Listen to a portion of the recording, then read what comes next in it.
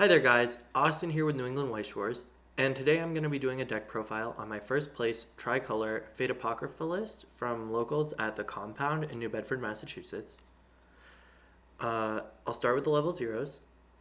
The first card that I played is 4 copies of the Berserker Chiori. It's a true Chiori, so when it hits waiting room you just discard and you can look it up to 4 for a character with global trait. Notably, it can't grab the Fafnir off finisher, but every other card in the deck is fair game. For my field plussing 0 this weekend, I played 4 copies of the Astolfo Runner. I don't think that this is the optimal choice, and I'm looking to switch out for something else. Maybe the Astolfo coin flip that bonds to the Sieg oversize, or something else entirely. I'm really flexible on this spot. I wouldn't necessarily recommend playing 4 of the free runner. I played 3 of the self-tap salvage Mordred Brainstorm. This card has hexproof and center position of front row plus 500. It's fine. I played 3 of the Sieg Oversize, mostly for yellow identity, but also because it can hit 5k on offense. 2 of the Jean Global 500 that lets you reuse a flipped level slot. 2 of the Mordred Ricky. This should probably be a 3 of, if for nothing other than the fact that you can clock yourself with it.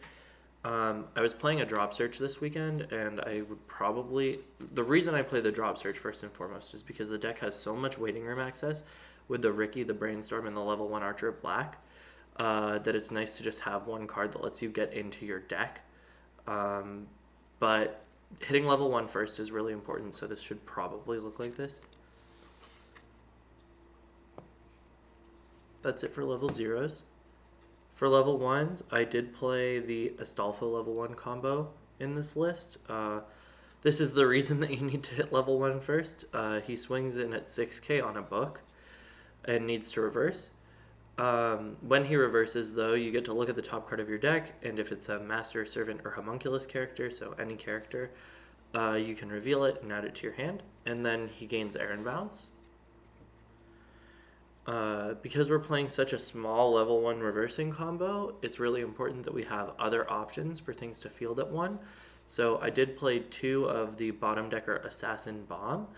This also scries on place, so it can give you 5-card brainstorms or confirm clean triggers. It's just a pretty good card in general. I also played 2 of the Archer Hand Filter. This is a free costless drop salvage, so you just swap a card in your hand for a card in your waiting room. And the stock cost is mitigated by the fact that you flip a card in your level face down. And then 2 of the Dual Archer of Red backup. This is a 3k costless backup at level 1, but you have to switch a climax into your level zone from waiting room. So you can play it like right after you refresh if you have one out, and then rely on your compression for the rest of the deck that you're on. Or you can play it again right after you refresh when you have no climaxes in waiting room. I only played 3 level 2s this weekend. 2 of the Mordred promo. This is a 2 soul 1 cost. It sits at 9.5, 10k with the Jean Global, 10.5 if it's in the middle and you have a Brainstorm. It's fine. Like, it's a good card, I guess. And then 1 of the Berserker Anti-Change. It's a 3 cost with an additional discard, so it's costly, but it bottom decks, so that's good.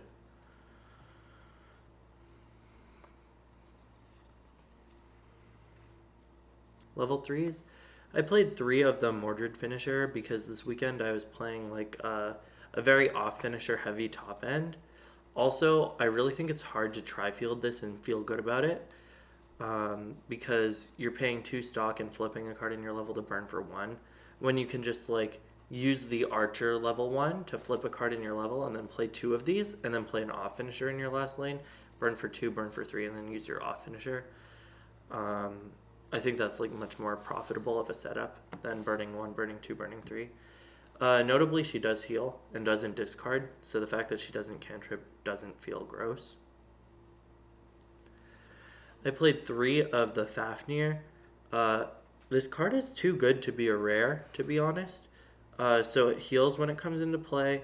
When it's played, you get to pick a character, and you give it on cancel burn one, and also you put it into memory at the start of your encore step.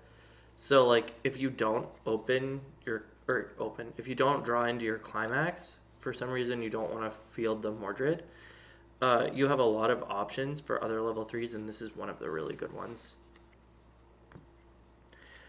I also played two of the Astolfo early play.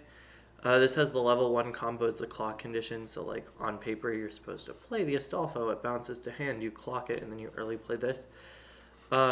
It gives plus power to front row at the start of your opponent's draw step. It doesn't cantrip, it doesn't heal. The reason I only play two of it is one, these profiles really lose to anti-change bombs because you like think you want to give it itself the power and then like, oh, it walls out at 14k. Realistically, like if you can give the power here, it's better because this can't be anti-changed at level 2, and so you just make this huge and make sure this lives cross turn. And then this card, like, I don't know, it swings for 2 soul and then probably dies. Then I played two more 1-ofs at level 3. One of this cantripping assassin that burns 1 for 2 discard on attack and has no backups. It's like a decent card. I don't know. It's fine at 1. I know some people really like this card, but discarding 2 to burn 1 is so expensive. And then I played one of this ruler. When she comes into play, you can discard. She gets huge, and then she kills herself to burn in Encore Step. She just burns for 1. So, like, it's just more like toolboxy level 3s. Like, if you need to swing over something, you could do this. If you want them to not be able to use, like, anti-damage, you use this. If you're thinking your opponent's really compressed, you play the Fafnir. And, like, if you have the climax, you can do 2 of these with any one of these, is, like, the way I was looking at the deck. And then the climax lineup is like super duper straightforward. It's just 4 book 4 gate, or 4 book 4 salvage, and that's the whole deck. Why might you want to play Apocrypha? First of all, like for a 1 set series, the deck has so many tools. Like you don't have to play the Astolfo level 1. You can play the standby. Or you can play the Mordred on the stock soul that pays 1 to salvage both the finisher and the 2 cigarettes event. You have a lot of different choices for how you might want to build the deck. You can build it like super budget. You can play like the Apocrypha Shiro Restander with the standby that has the assassin red bomb that salvages on attack with the standby. And that's a cantripping finisher, and he can cantrip for his specific discard, so it makes his restand really inexpensive. He does have to reverse, though. Other reasons you might want to play Apocrypha. You have a lot of really cheap effects. So like I was saying, like this is a burn 3 for 2 if it's your last level zone you're flipping down. Or like if you have 2 and you've already flipped a card in your level, you pay 2 burn 2 on attack, which is the same as the Rimuru finisher and Slime.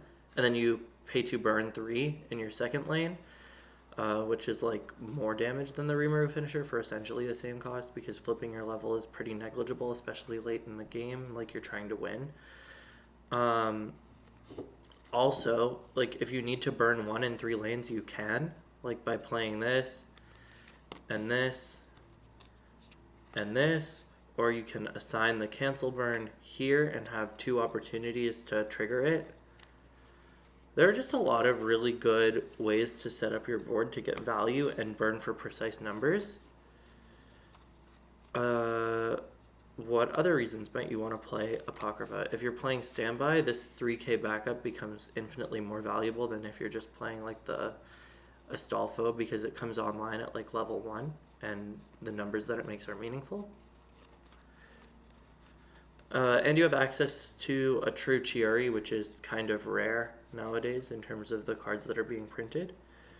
Overall, the set is a really compelling deck to buy into because there are a lot of things you can do with it. But its power level overall is slightly lower than should be to compete at the top tier right now. If you have any questions about the deck, or you want to talk about suggestions for my list, I'm totally open to having that conversation in the comments. Like I said, there are a few changes that I want to make to the list anyway. So ideas from you guys would be super helpful. Other than that, thank you for watching and have a great day.